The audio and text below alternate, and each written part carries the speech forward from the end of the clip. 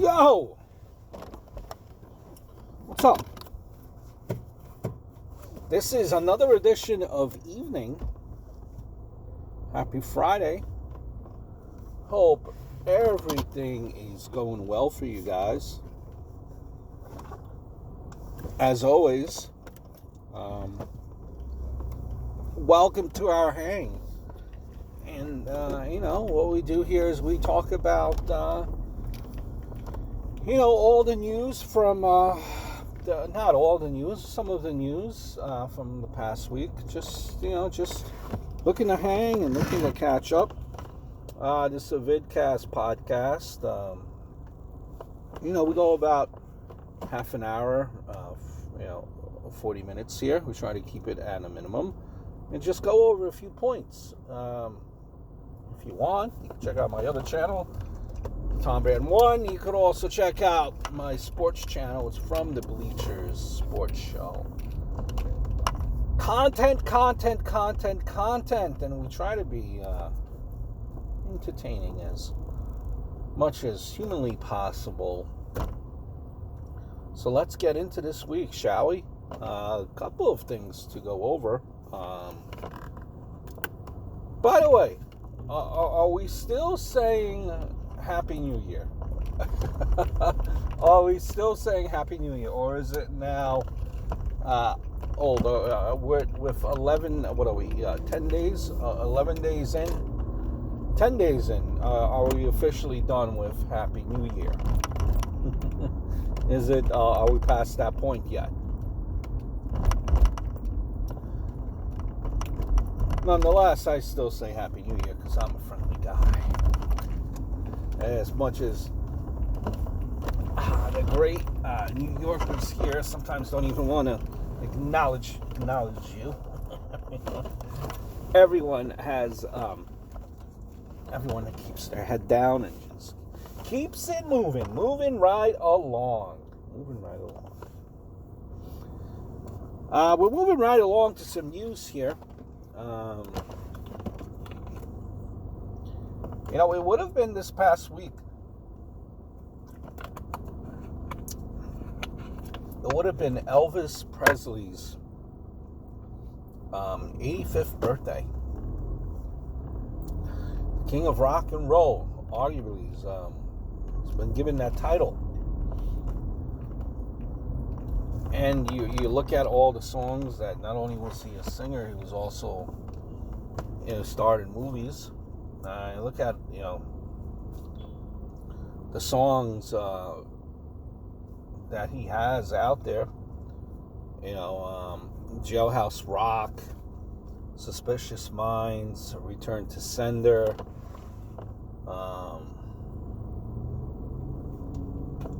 Love Me Tender. The list goes on and on. These songs withstood the test of time. Still relevant. Elvis was dead a good couple of years before I was born, and I'm a huge fan of Elvis. Love his songs. And every generation, finds themselves, listening to Elvis. And I think if you said a name like Elvis Presley, even the millennials would know who Elvis Presley is, right? Even the cell phone generation, laptop, smartphones, smart tablet, even that generation knows, I think, who Elvis Presley is. And he's always kept alive because obviously his music is still played everywhere. But he is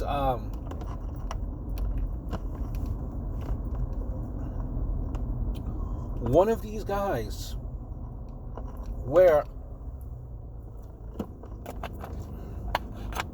society is always freaked out about. Every once in a while, you hear stories about people, saying that they're Elvis sightings or that Elvis is alive. A lot of, conspiracy theories about Elvis being alive, so that, his name lives on in that way. How many stars can you say have impersonators? Elvis Presley impersonators all over the place. Who else really have? What other stars have like impersonators? Michael Jackson is another one. He's kind of stood the test of time. He has, everyone I think knows who Michael Jackson is. Who else has impersonators? Marilyn Monroe, from the movie side, I think she has impersonators as well. I mean, I think, those are like the three most common. Elvis, Michael Jackson, and Marilyn Monroe are the most common, like, stars that have impersonators now. And, what Elvis Presley did is he made music kind of bring it to the forefront in the sense of, he brought sex appeal to music, where, a lot of kids growing up in that generation, their parents wouldn't let them watch Elvis Presley because, Elvis Presley used to shake his hips, shake, rattle, and roll. And, parents back then didn't like that. He was showing too much skin, I think is what they used to say back then.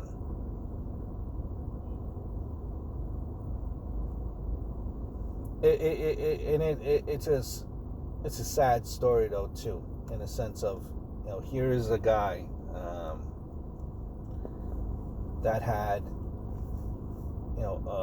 a ton of money, a ton of money, and unfortunately, it goes to show you, that having a ton of money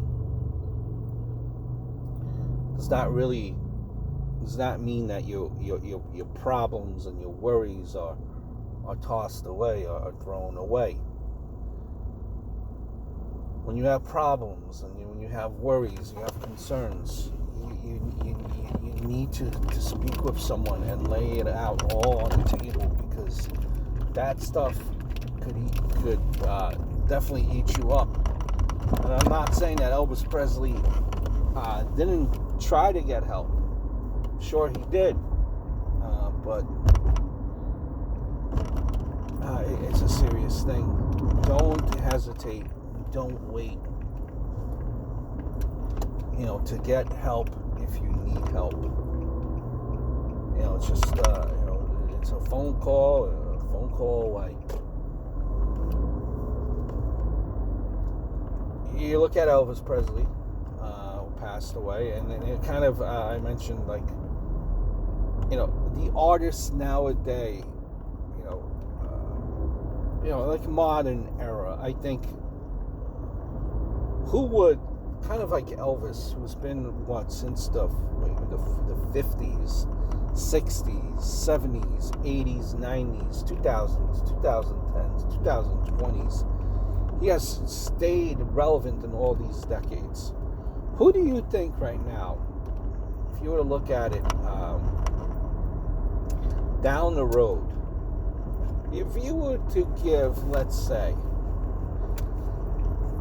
to break it down in younger person and older person, who do you think would stand the test of time? Meaning, long after we're gone, who do you think, whose music would still be around? What would the kids still, and adults, what would they still be listening to every once in a while?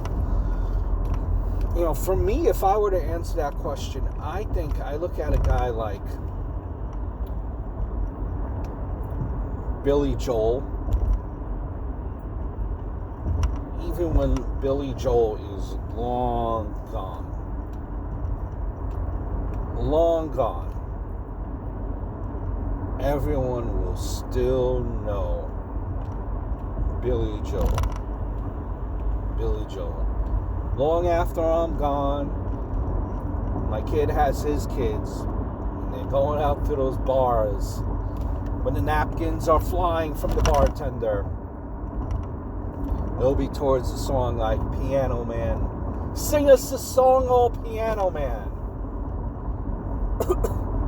Billy Joel will, I think, definitely stand the test of time. And, man has skill. That's the obvious. That's real music there for you.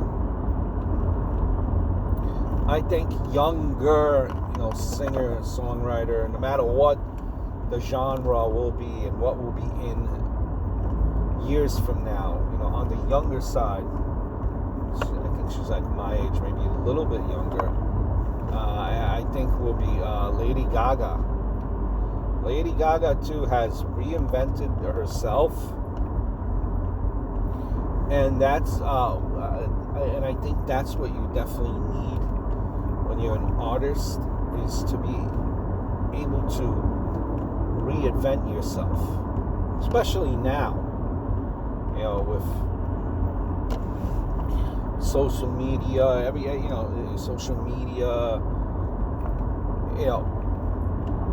people don't buy records anymore.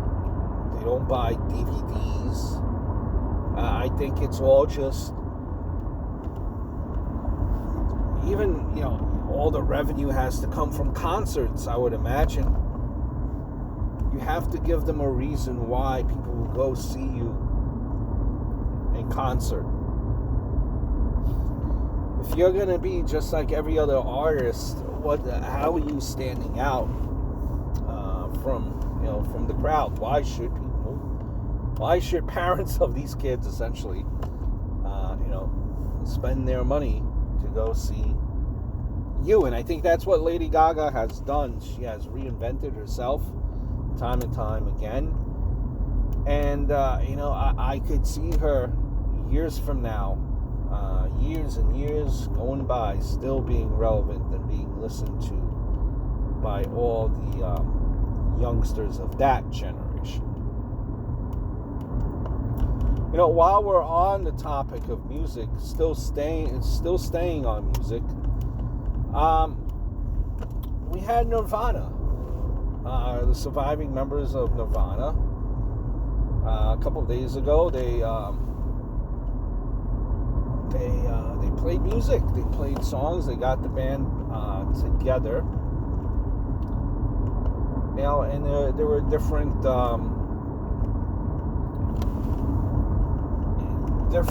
for different songs, you had different special guests coming in to sing. Like you had Beck singing a song. You had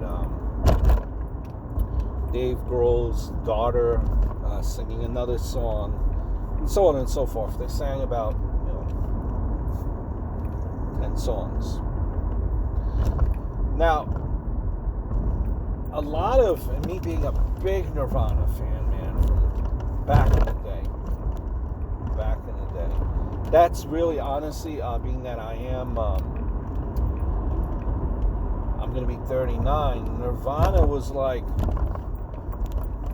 the first group that I was really like invested in. At that point when Kurt Cobain died in 94, I just turned 13, so that was like the really like the band that I was really into. It was Nirvana, and like I had just started getting into them, as 7th or 8th grader. It was 8th grade, actually. Yeah. No, wait. 7th grade. It was like Nirvana and Smashing Pumpkins were like my two first favorite groups. right? In that whole like genre, and that's like the genre I was listening to. Nirvana, Smashing Pumpkins, Korn. Then later on in the high school years, it was like Limp Bizkit. You know, these type of.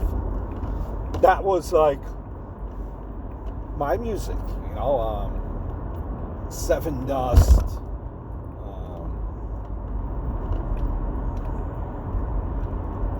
DMB. Yeah, so all these type of groups from that era, but yeah, Nirvana is where it all started for me. So Nirvana holds a special place in my heart. You know, I used to try to grow out my hair like Kurt Cobain did. Used to wear the short sleeve shirt with a long sleeve shirt under it. Used to wear the Ginkgo jeans. Used to wear flannel t-shirts. Unbuttoned and airwalks and Vans and that whole look. I tried to.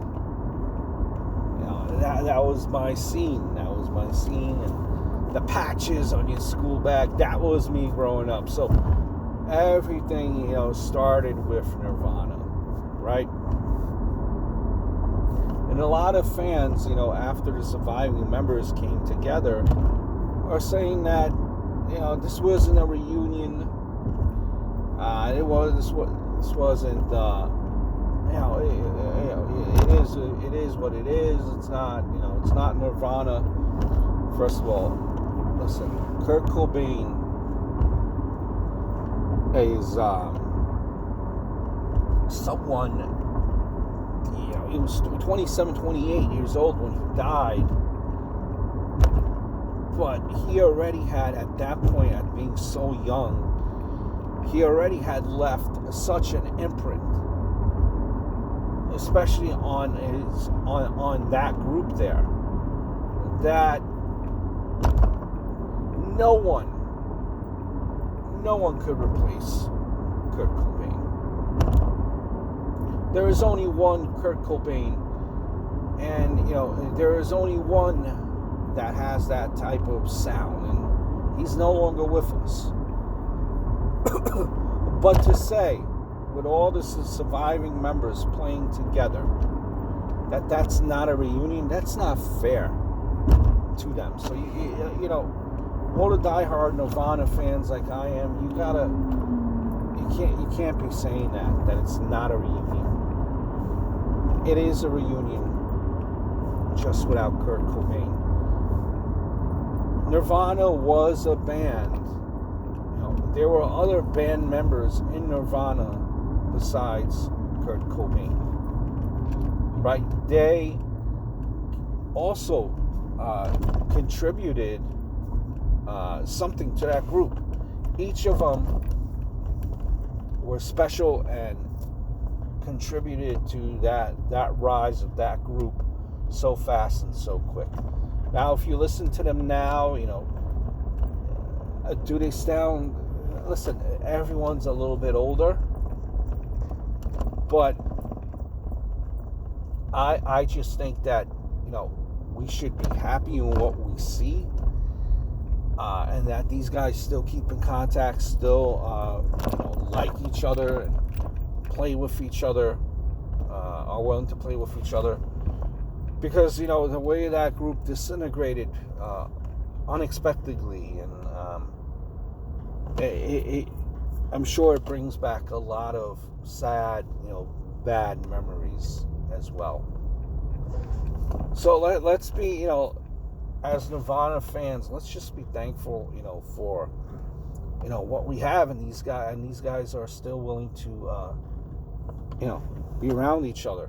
That says a lot, keeping our friendship strong like that, because it's been since 94 Cobain died, so we're like 25 years, is it? 25 years. It's a crazy amount. It's a crazy amount of time. So that's from Nirvana news.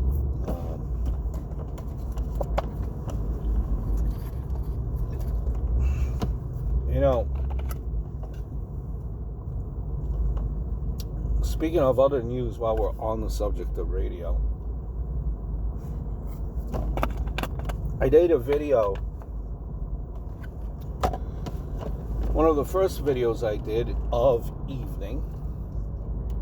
I was talking about how, growing up, I was like into big talk radio. Like Opie and Anthony, Howard Stern, Don and Mike, Ron and Fez. I used to listen to all these guys, and then it morphed into sports talk radio. So, this is why I do these little diatribes here, because I just like to shoot the breeze and like to talk about different stuff. But that's kind of where it all began, because and try to do something different. Trying to do something different from my other channel, the Tom Brand one. Trying to just putting it all together. Doing it in a podcast form and a vidcast form where we talk about all different types of stuff. A little bit edgier than what this is, because this is not an edgy channel. My other channel, Tom Brand one, is a little bit more edgier if you look at that content. This is more just subdued, just talking about what's going on. So that's they were all they're all influences, these guys, and Opie and Anthony, the parents are fighting again. And we as the kids are very upset, and we are in tears. We're in tears because our parents, our mom and dad, are fighting. They have a divorce, and we loved our parents, but they're never ever coming back together again. Well, maybe never say never, but at least for the time being, it does not look like it will ever happen again. And a part of me gets it, because of a lot of fans are, they. They're so many years together and so many years being successful. And I can imagine, both sides being, I don't know, both sides, maybe they're past this point already. Maybe they're not. This is me just speculating. I can imagine both being upset that success that they had, although it was to a point where they both said it, that they weren't even speaking to each other, but as soon as they turned on the mic, boom, the magic happened, and they were able to continue to be a successful show. I'm sure, they're upset that, that it just kind of bottomed out, and that it ended. It all fell apart, and it ended, and that was it. Now, I'm sure there could have been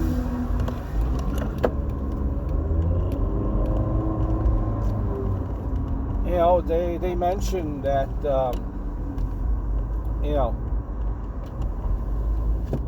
that they could have been bigger if they just hung on a little bit longer. And I think maybe both of them realized, like, damn, we could have been. Maybe there was some, a good thing was messed up. Yeah, I don't know. Maybe they wish that they would be speaking together. Maybe one thinks the other person is stubborn. I don't know. But sometimes you have to realize that it's been so many years since at this point they have been together that even if they came back together, they're two different people now. They're two different people than what they were. They've gotten older. What the common ground, any common ground that they might have had years ago, it seems like that common ground is gone. You know, back in those days, it seemed like they were both kind of in the same boat. But now they're, living two different lives. One can't comprehend being in the other person's life, living that type of life. So, I don't know. I just don't think there's any similarities there anymore. And communication, could it be and trust, could it be repieced? I don't know. It's sometimes, guys, it's like you're wanting to see your favorite athlete, your favorite ball player. He was playing with your team for so many years. Then he went away, he got traded, and you want to see him back on your team. You want to root for him. You take out that old jersey that you had stuffed away in the closet. You put it back on. He's back there on the court with your old team again. And then, you see him out on the court for 2 minutes, and then everything just kind of fizzles away, and that luster, that excitement is gone. I just don't see it. It's been too long. And, you might argue that both of them, had their best success together. I don't think no one would deny that. But sometimes, after all this back and forth, sometimes it's just best, guys, to go look at old YouTube clips and relive the days. And just relive the days. What else do we have going on here? Yes, there's a lot of traffic. Welcome to New York.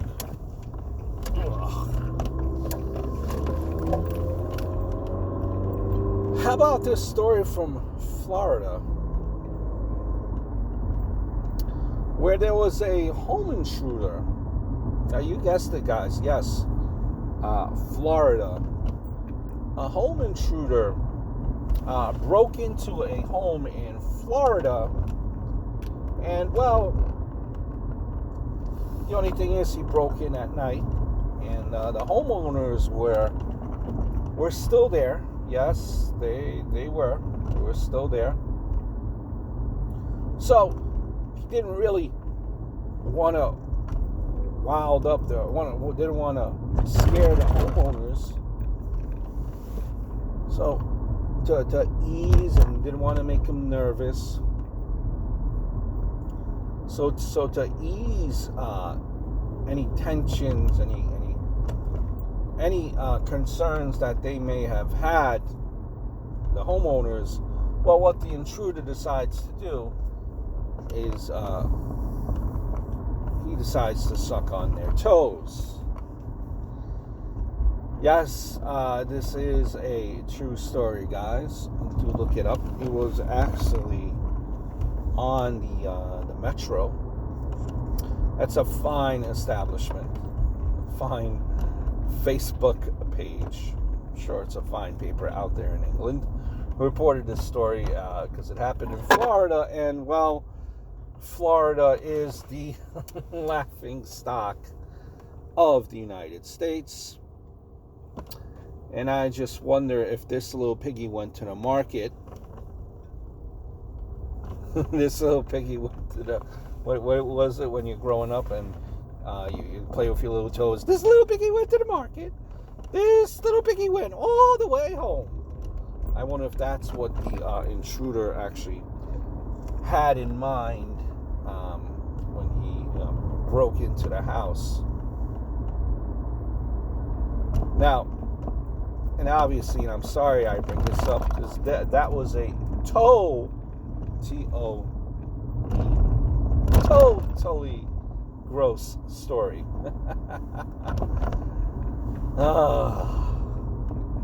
Imagine if those toes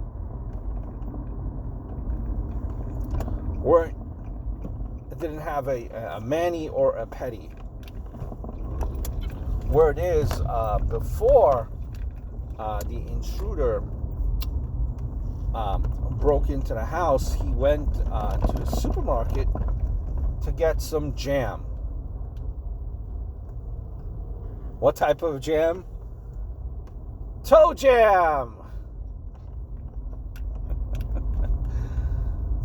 I kid. I laugh. No, but it was a true story. That's a sick story. Gross story, actually, folks. Last story before we wrap it up here.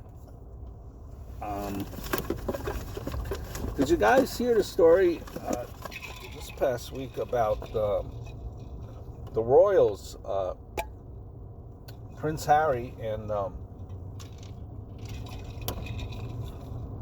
Meghan? They want to step aside, are stepping down from the senior. What's the wording that they use? Stepping down from the senior royalty, as they want to be less involved with the royal life and kind of focus more on and live in North America as well. That's what they wanted to do. So they don't really want to be involved that much with the royals. They're toning it back, stepping it down a little bit. You know, and people in England are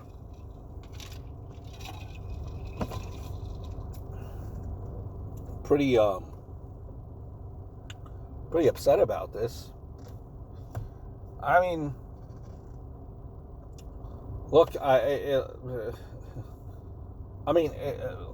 Prince Harry, it's not like he had a choice in the matter in this, right? Like if he said like he was just born and instantly he was a prince, right?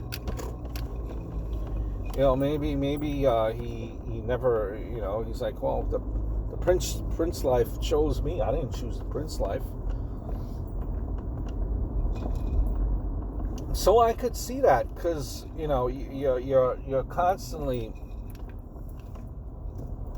as being a member of the royal family, you're constantly in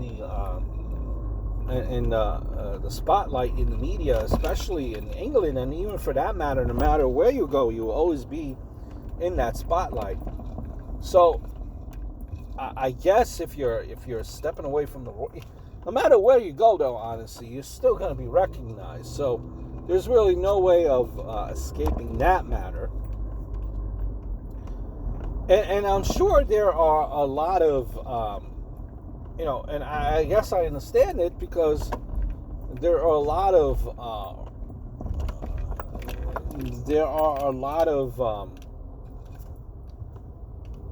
responsibilities with being a prince and part of the royal family, I would imagine, right?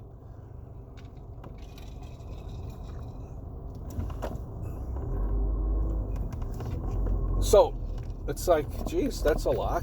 Like, Like every day, like if I'm a prince, I can't be caught in public like picking my nose because, well, there's the headline: royalty picking nose. Not really royal, right? I mean, so like you're under constant scrutiny, and I could see it to a point where they maybe want to step back a little bit because maybe, they're thinking to themselves, well, I want to prove something to myself. I want to prove something to myself. Maybe I want to, open up a restaurant in California. Make it a successful restaurant. Maybe I want to invent the next big app and just make tons of money on my own. Maybe, they feel that they need some challenge in their life. Maybe they feel that, or at least Prince Harry feels that a lot has been given to him, which I'm sure it has. This guy never has to worry about money again.